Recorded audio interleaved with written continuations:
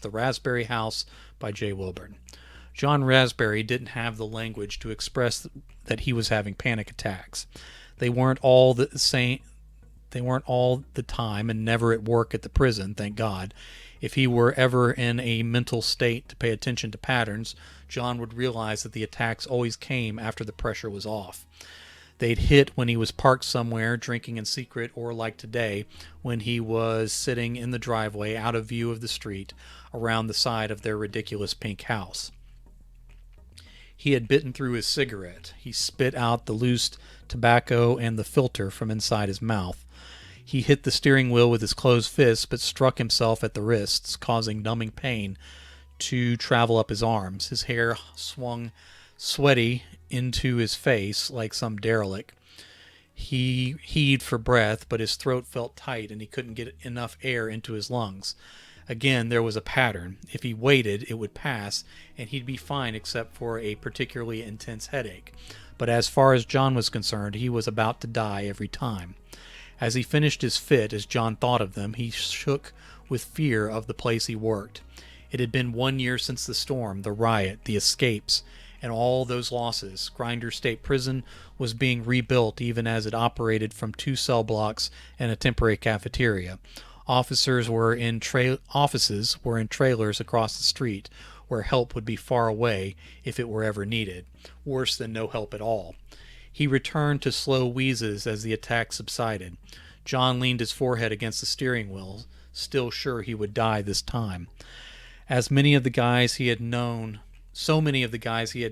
he could count on had died that day in the summer of '79. Carter, Fillmore, Jasper, Clayton, the list went on. The ones who didn't die were transferred. The ones not transferred were laid off. And John had his fits after bad shifts, pinned between the wish that they'd let him go and the terror of being without a job or caught not fit for it. Thinking about it made him want to go over in another panic attack, but he found he could take deep breaths again. The headache was here to ruin his evening before he had to go back into the grinder again in the morning. He took out another cigarette and managed not to bite it in half this time.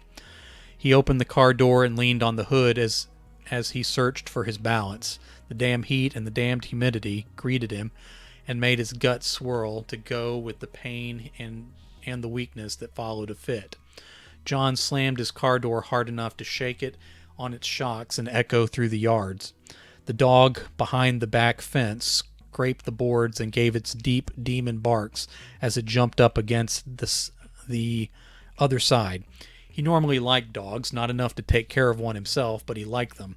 He did not like that demon dog that barked so low, loud, and slobbery in response to any sound he heard on the raspberry side of the fence.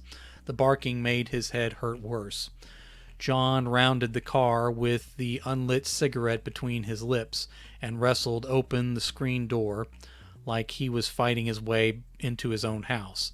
Slippery with sweat the way he always was after one of his fits, he stepped into the cool of the living room of the kitchen and stripped off his work shirt. The embroidered name above the pocket said Rasp. All the guards knew his name was Raspberry, but he didn't want to deal with teasing from the inmates, so he went by John Rasp on the floor, and none of the degenerates were any the wiser. "Trixie," he called as he dropped his wet uniform shirt over the back of a dining room chair. He took a moment to try to light up. He managed to flick his lighter, but couldn't bring the flame to the tip with his shaking hands. He managed to hold down the rage for now. Clapping the lighter closed, he would try again in a moment. He swept his unruly hair back from his forehead and untucked his yellowed undershirt as he stalked through the hall to the bedrooms. "Trixie, you there?" His voice had that surly mumble that came from talking with something pinched in your mouth. John's father had that too every time he barked orders with a cigarette bobbing on every syllable. John associated that surly mumble with toughness, being in charge and being under control, more addictive than the nicotine for him. Today his own voice hurt his head, and he squinted through tears of pain. The pictures on the wall blurred. The bookshelf at the end of the passage, with the hardback spines and Trixie's knickknacks, looked to be sitting behind rain-drenched glass. He turned the corner to step into the bedroom and hit his elbow on the knob of the open door at the end of the hall. John hissed and held his arm as he started to say, "Trixie, could you just see yourself to closing the damn—" He stopped mid-sentence, mid-thought, and mid-motion. John pulled the cigarette out of his mouth with the hand still holding the lighter. Trixie wasn't in the bedroom, even though her car was in the detached garage. She could have gone for a walk, though she hadn't done that much recently. She could be at a neighbor's house gossiping away. He could have missed her somewhere else in the house in his blinding pain, but she'd need to explain not answering him. John wasn't on any of those details, though. No, he was focused on that open door. He'd hit his elbow on the knob of a door that shouldn't exist. He stood in the doorway of their bedroom and across the hall from a guest room no one stayed in, but Trixie insisted on having one anyway, like all civilized folks did. That was all the doors on this end of the hall, just the two and the bookshelf between. Now he stared at an open third door. It was dark in there. A cool breeze that actually felt good against his sweaty body blew out of it, and to damn it all, there were unfinished board stairs leading down into the basement below the house that was not supposed to have any basement. John had gone into the crawl space on multiple occasions to take care of air conditioning or plumbing issues he could not afford to pass off to a professional. They had a crawl space, not a basement, but there was a third door open ajar that led down to a basement in their house. That wasn't all of it either. The bookshelf was still there. The hardback spines, the knickknacks, and the black and white photos of great generations long gone all still stood along the flat doorless wall. At the same time, the door to the impossible basement hung open with its cool subterranean air puffing into John's sweaty face. He almost believed he could set his lighter on that shelf despite the door seeming to occupy the same space and time. John set the lighter and the moist unlit cigarette on the bedside table instead. Both realities were true, and both could not exist at the same time. John knew the shelf was real, and the door was false. He still held his aching elbow from that knob, and he saw the basement. As the tears cleared his eyes, he saw the two realities trying to merge and erase. The shelf started to go and would leave the door to their new basement that didn't look new at all. Then the door would fade, and the shelf would impose itself where it belonged and had always been. John knew, he just knew, like the headache, this delusion was part of the after effect of his recent fit. If he waited it out, that alien door would be gone, and he could lay down for the evening. He hated going to bed early, even with one of his killer headaches, because it just brought back the prison sooner. He almost let it go. Sanity almost won. But then he grabbed the edge of the mysterious door and everything changed. He could still see the shelf if he tried, but he had committed to the reality of that intruding door. John swung it open, and he walked toe up to the tacked-down brass runner that went under the door. It was meant to keep out drafts. The brass was old and chipped and dented like it had been in place for years. So who in the hell put it there? Who added the basement? How long ago? What was going on down there all this time that John only saw the shelf? Amazement and maybe the fear that he should have been feeling got mixed up with the anger that he always felt after a fit. If John had the language to express what he was going through, he'd be able to explain that anger came from a place of shame and helplessness against what was happening to him. But no one in his life taught those sorts of introspective skills. Not to mention that he was staring down a set of basement steps in a house he lived in for years without a basement. He reached into the dark and flipped a stiff switch that turned on a bare bulb at the bottom of the steps. It cast light on the concrete floor down there. It was dusty and dry with age. In this part of South Carolina, this close to the beach, any basement dug this deep wouldn't just be wet, it would be a dirty swimming pool. Not the impossible basement, though. John pulled the door the rest of the way open, and all hints of the shelf were gone. Once he committed to it, he took the steps quickly and held onto the railings as he stood at the bottom. Those railings were in need of tightening if this place were to become a permanent fixture. Shelves of boxes lined the concrete walls. Workbenches with a scattering of old neglected tools marked various points around the room. He turned to see other pallets of cardboard boxes stretching down another wing of the L-shaped basement. He supposed he had no way of determining the shape of the basement on what he could see. Maybe this was a labyrinth that stretched out into forever. John tried to orient himself. This L, he could see, would lead out under the front yard and maybe the street itself. That wasn't right. Beyond the idea that this basement shouldn't exist at all, that's not how they were built. The yard and the street would fall in if they were. He sort of forgot trying to orient his reality with what he spied.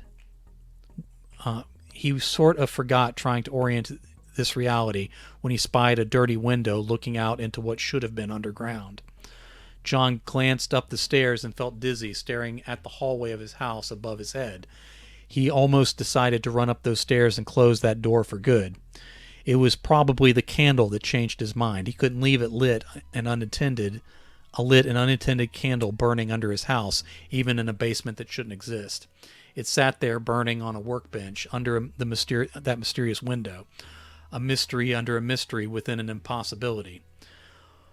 One more glance upstairs and he almost called to Trixie again. What would he have said? Accuse her of hiding a secret basement from him? Maybe ask if she lit the candle? If not her, then who? He didn't want to think about that.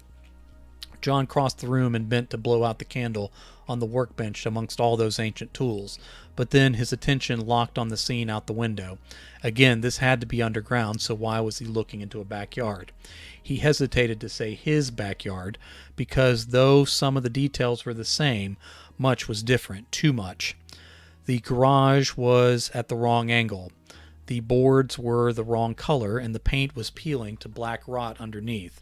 Whoever had neglected to tighten the basement stair railings had also forgotten to protect that wood.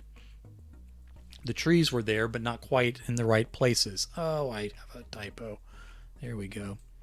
All right. Not quite in the right place. Places. All right, hopefully that's it for typos.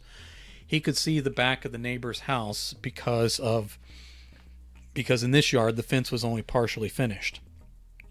Boards stacked to one side, away from the ones already hammered up into place. Another couple planks sat across two sawhorses, maybe waiting to be painted, but they looked as old, weathered, and forgotten as the boards on the wrong garage. Even the clouds in the sky were wrong. It was overcast through this window instead of bright and sunny like the world he left above. Not to mention, he was pretty sure the dull disk of the sun showing faint through these thick clouds was in the wrong place. It was either rising or setting from the wrong angle.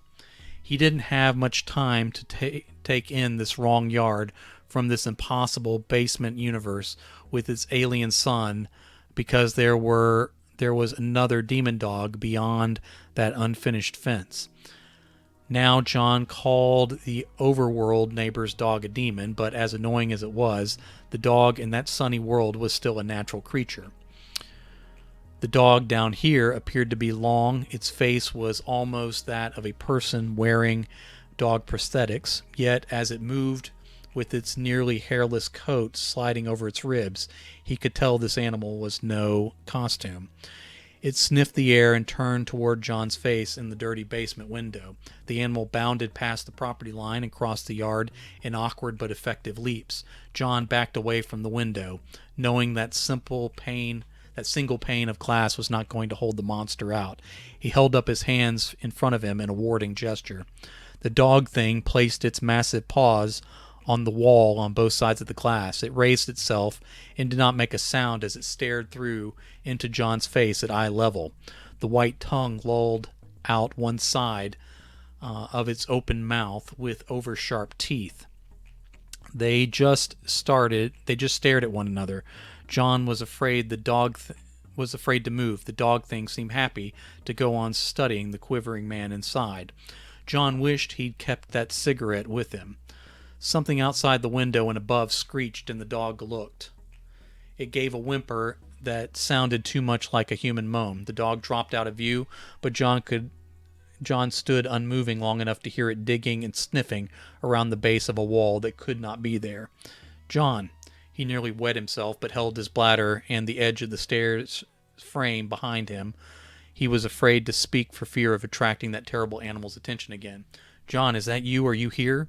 He turned his head toward the darkness between boxes leading down the other wing of the basement. Trixie. He whispered her name and watched for movement out of the corner of his eye from that window. John, I don't know where I am. Why'd you come down here at all? He kind of had to ask himself the same question now that he was here. Fortunately, she did not ask it, so he didn't have to defend himself. But he did need to find her and get them both up to the real world again. Trixie, come to my voice. She said, I don't know where I am. How far does this go? Too far already, he whispered. He called out a little louder. I'm coming to you. Keep talking so I can find you. He forgot about the window. Excuse me, I'm sorry.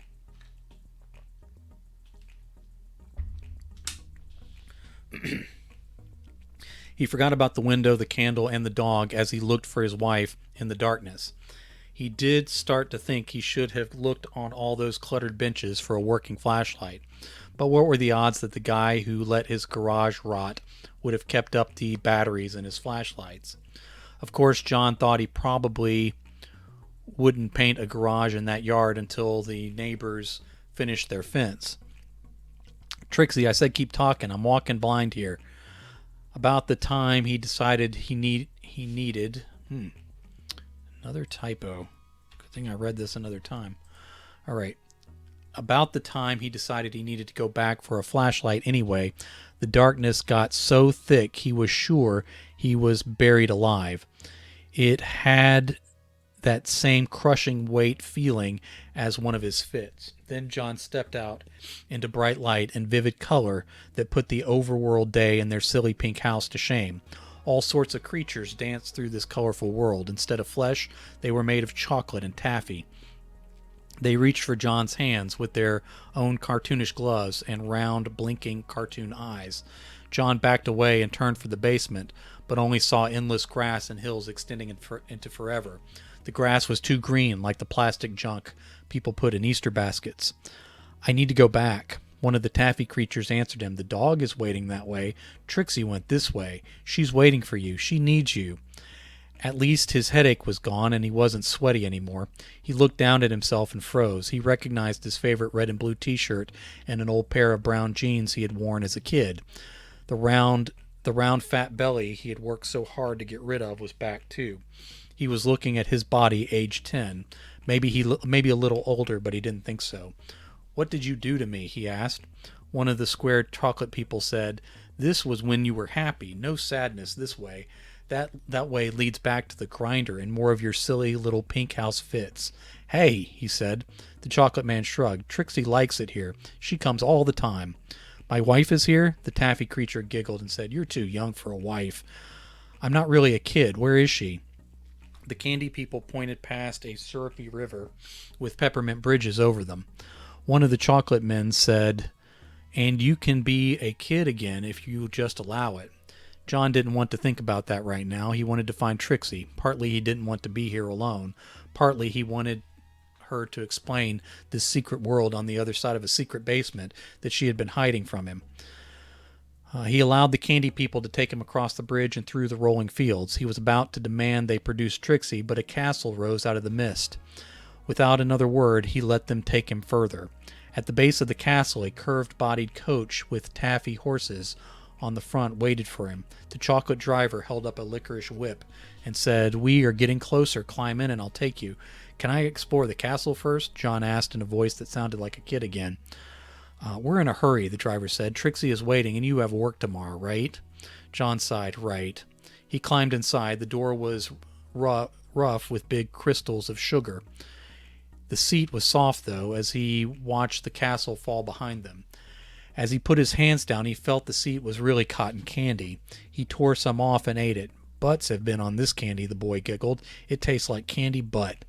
Now he laughed out loud as he ate more. This boy knew nothing of prison riots or panic attacks. He knew nothing about the trouble of holding together a marriage or the terror of losing a job in this economy. He just ate pieces of the carriage and enjoyed the ride. When they stopped, he leapt out and cried, "Trixie!" For all the world, young John could not remember whether that was his mom's name, his sister, his girlfriend, or his wife. All he knew was that he was supposed to find her. Instead, he stood before a tall, thin man. The man wore a bright crown, striped pants, and a peppermint scepter. He was clearly a king, and he smiled broadly down at John, but the boy felt an instinctual fear in his lower lizard brain. He remembered a scary dog, but couldn't recall where he saw it. "I am the Candy Cane Man, and I welcome you to my kingdom, Little John." "I don't like being called little." "And why would you, John?" the Candy Cane Man asked. "That would be the sort of thing that could turn a boy into an insecure man who is always fighting with the image of himself. No one wants to be that sort of creature. Am I right, John?" He had no idea what that meant. "I'm looking for someone." "I'm someone," the Candy Cane Man said. "You found me, and I'll show you everyone in the kingdom, no matter how far we have to go. If I show you everyone, then you will find your someone. Right, John?" He shrugged. "Then we are agreed. Join me, and let's get started." The Candy Cane Man led John onto his cotton candy cloud. They drifted out from the edge of the cliff and sailed high through the air above terribly sharp peaks. I need to make that plural as well. As long as I'm fixing typos, might as well fix them all. Little boy John hugged the stranger's side. Candy Cane Man wrapped a hard, thin arm around the boy's shoulder and held him tight. John was hungry, but didn't want to eat the cloud holding them up, so he stayed quiet as they sailed deeper and deeper into this sugary world. Trixie Raspberry emerged from the boxes in the room she called the candy basement. She leaned over the bench next to the window and blew out the candle. As a tendril of dying smoke rose, she spied the wiry dog sniffing around the yard. She would be happy if those neighbors ever finished the fence. She climbed the stairs, turned out the light, and closed the door to the basement that her husband did not have the kind of eyes to see. As soon as she let go of the knob, she felt the hard edge of the shelf where the door used to be. She knew that door was still there any time she wanted it. But for now, Trixie realized from the light that it was much later than she thought. She must have been down there a while.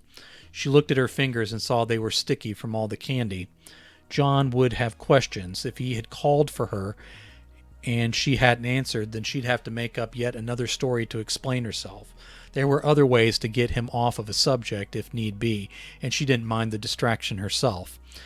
He was always in such a mood after work. Anything that could change his outlook was welcome. Maybe she would surprise him with a distraction before dinner. He'd still be mad about a late dinner. "John, are you here? I just lost track of..." She saw his bare feet on the bed. He must be having one of his headaches. He'd still want dinner and would be mad if she let him sleep through it. His lighter and a new cigarette sat on her bedside table. He must have just collapsed there. It was lucky he didn't get it lit before falling asleep. If he burned down the house, would the door have still been there for her to get out again? The thought of being stuck down there forever filled her with nervous fear. As she tiptoed in, she saw he had stripped down to his briefs and undershirt. He'd want his uniform washed and dried before morning. Then she saw his open mouth and his blank eyes. "John! John!" Trixie shook him and held his face. He was already cold. She put her ear to his chest and found it still and silent. That place, that terrible place that stole all his joy every day, had finally taken him. At least he'd passed away here in his home instead of there. She took his cold, heavy hand and found it was as sticky as her. Little slivers of sugary pink were stuck under his nails. Her grief locked up in fear and confusion for a moment. She felt like she was looking down on herself and her dead husband from above, two places at once, like a shelf to nowhere, and a book and a door to everywhere in the same spot, if you had the kind of eyes and heart to see. Trixie looked out into the hallway and caught just a glimpse of the knob to the door to the candy basement before it melted back into the shelf. "No," she said, "couldn't be. He can't see it. He's not the type. Not a childish bone left in his body."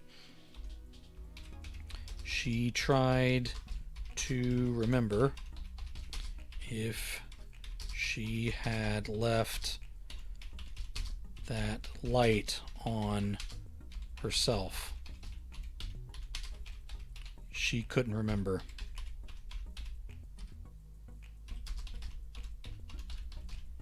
Okay. Still, she washed her hands and brought a wet washcloth to clean his before she called anyone.